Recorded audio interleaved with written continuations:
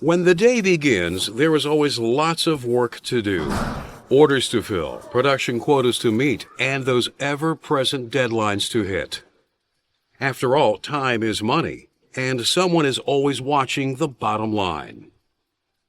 But if we rush and aren't careful, we could very well cause an accident, damage valuable property, even suffer a serious injury. Sure, we've got to get the job done, but the real bottom line is doing the job safely. That's where the phrase safety first comes in. It means that working safely is the top priority, our primary goal. So we must learn to take precautions, protect ourselves from hazards, prevent accidents, and prepare for emergencies.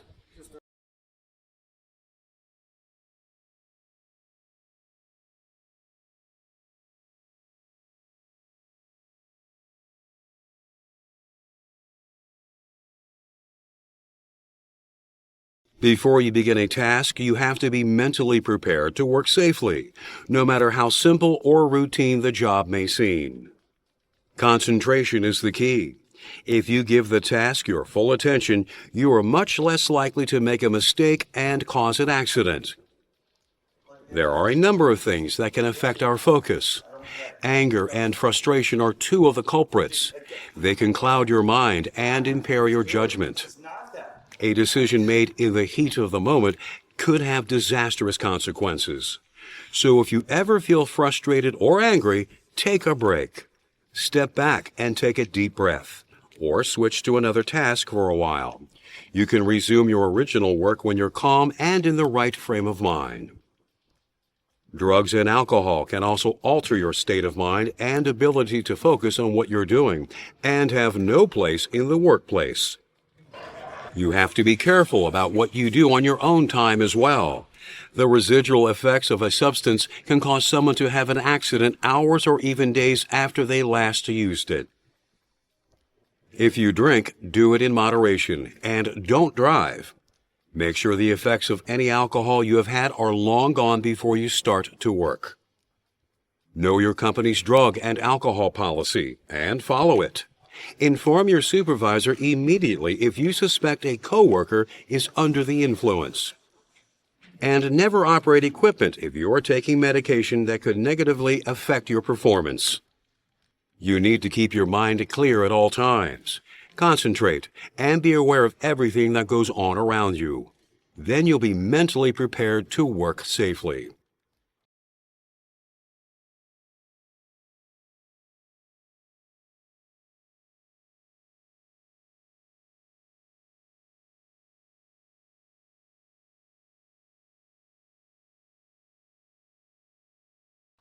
Preventing accidents is an important part of making safety a top priority. Most hazards can be spotted and eliminated before they become a problem. Inspect your work area. Look for hazards that could endanger you or your coworkers. Then take steps to remove them or reduce the risk that they will cause an accident.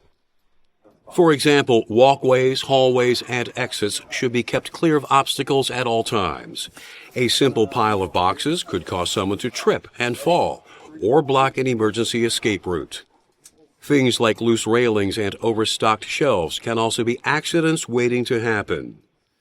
Look for fire hazards as well. Sparks from equipment and machinery, overloaded outlets, and damaged electrical cords can all be a source of ignition. Correct situations like these as soon as possible. As you reach the end of your workday, you still have some safety work to do. Good housekeeping is also important for accident prevention. Tidy up your work area. Properly dispose of scrap, and return leftover materials to their assigned storage places. Put all tools and equipment back where they belong. This eliminates clutter and makes things easier for everyone to find as well. Don't overload shelves or jam-pack storage areas. Find a comfortable place for everything and put everything in its place. But not all housekeeping situations have simple solutions. If you encounter a problem that you can't solve yourself, talk to your supervisor or safety manager. They are there to help.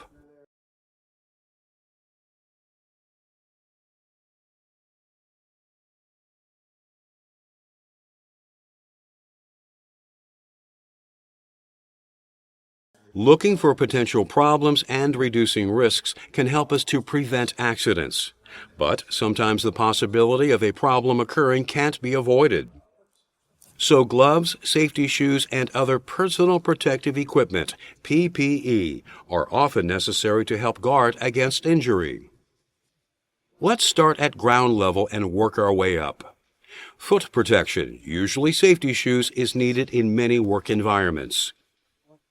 Most safety shoes have soles that are designed for safe traction on specific surfaces, such as oily or wet flooring. Many shoes have steel toes as well. You need to choose the best shoes for the jobs you do and wear them. Gloves can improve your grip and protect your hands from potential hazards such as splinters, sharp edges, and chemicals. They are made from many types of material, including cloth, leather, metal mesh, rubber, and plastic. Each protects you from different things, so make sure you know which type is right for the job that you are doing. Sometimes eye protection may seem bulky and unnecessary, but remember, eye injuries can be nasty, far more uncomfortable than the eyewear itself. Safety glasses and goggles protect against a variety of hazards. In certain situations, you may also need to add a face shield. Ask your supervisor about the type of protection you'll need for your job. Hearing protection can often eliminate the harmful effects of hazardous noise. Earplugs, canal caps, and earmuffs all provide different degrees of protection. If necessary, you can use both plugs and muffs in extremely noisy situations. When harmful dust, fumes, and vapors make the air dangerous to breathe, respiratory protection is what is needed. Respiratory hazards can do serious damage to your lungs. Fortunately, there are a number of types of protection that can help. Filter masks, chemical cartridge respirators, and supplied air respirators each protect you from different types and degrees of hazards. So you should first determine what kind of protection you need for your work environment. OSHA has established assigned protection factors for different types of respirators, which can help you find the appropriate respirator for your job. When you select a respirator, make sure that it's undamaged. If you are unfamiliar with the equipment, it's a good idea to practice using it before going into your work area. For most respirators, you will also need to undergo a fit test to make sure they are sealing tightly to your face. Protective clothing is something else you may need to use to stay safe. Aprons and lab-type coats can defend against flying particles and contact with hazardous materials. And a good, strong hard hat is essential around overhead hazards. Keep in mind, most tasks have multiple hazards, so combine the safety gear you use for complete protection. Talk to your supervisor or safety manager if you have any questions about the PPE that's right for you.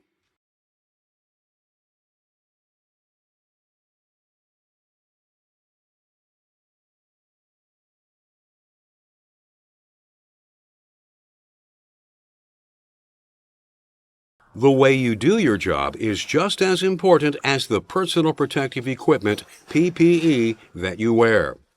Careless actions can have devastating consequences. Tools are a great example.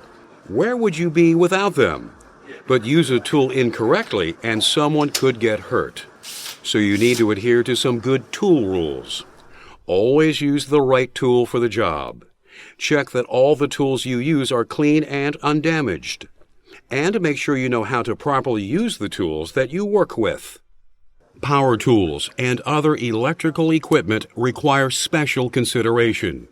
Inspect all power cords. A damaged wire is both a shock hazard and a fire risk.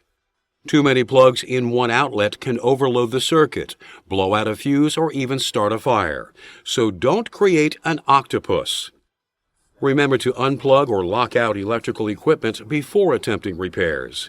If you don't, you may get a shocking reminder. When you're working near machines with moving parts, make sure that you are wearing appropriate personal protective equipment. Remove loose clothing and jewelry that could get caught in the equipment as well. In a warehouse, be careful how you handle the materials that you're working with.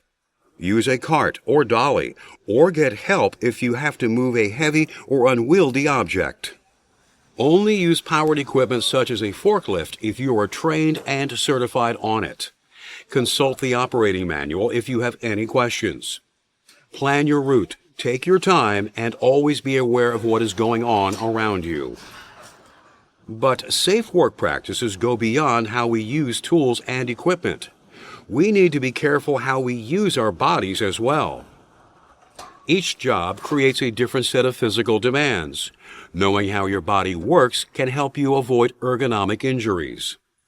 First, keep your body in neutral positions as much as possible. When you are in a neutral position, your joints are aligned and place the least amount of stress on your body.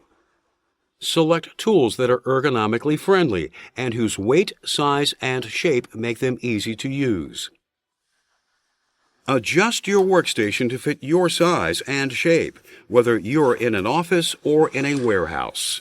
And keep tools and materials within easy reach.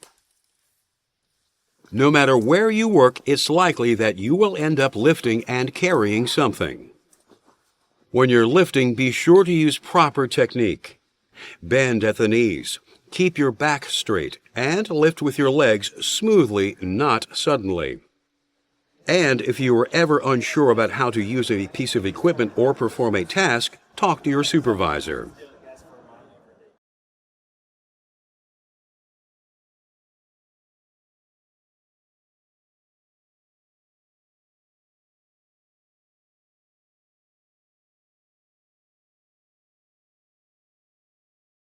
No matter how careful we are, no matter what precautions we take, accidents still happen.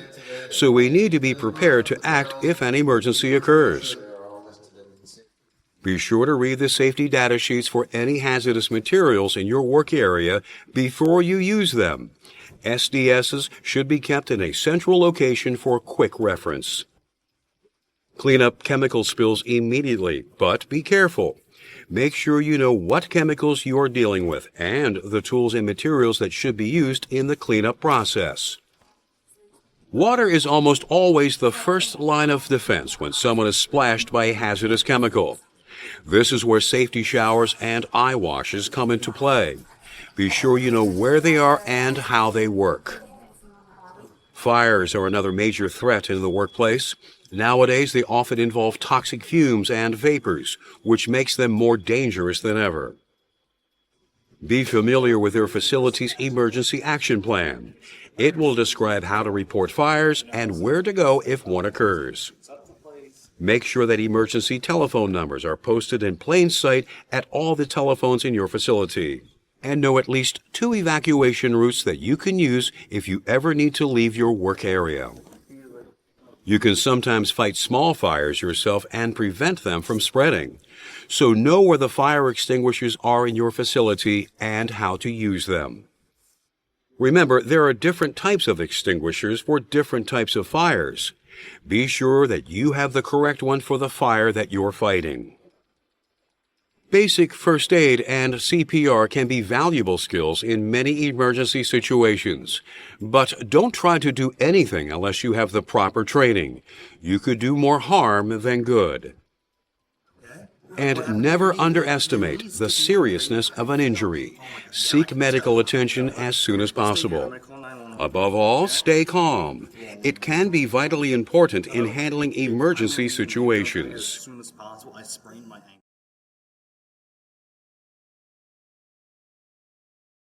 There can be a lot going on in our workplaces, and it's important to know what we can do to work safely. Let's review. Mental preparation is important. Concentrate, stay alert, and be aware of what's happening around you. Your first focus should be on accident prevention. Look out for hazards and remove them. Always use the correct PPE for the job that you are doing. Follow safe work practices. Use proper procedures and eliminate careless habits.